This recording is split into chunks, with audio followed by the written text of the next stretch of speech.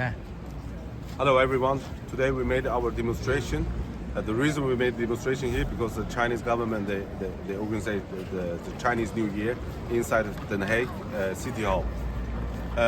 During these 3 hours, we put our voice for everyone to explain what is the situation in East Turkistan, and also we saw the inside the Chinese government.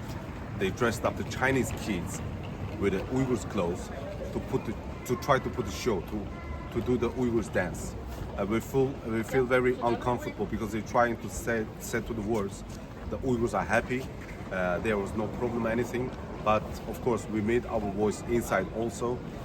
We explained to all the people inside they are not actually real Uyghurs, we are the Uyghurs. They try to make the fake news. During this time, of course, the security, the police, they came over, but still we made our voice. We made our voice to everyone. Most people inside they hear us. Like I said, the Chinese government always using the fake news, making the fake news to let everybody know the Uyghurs are happy.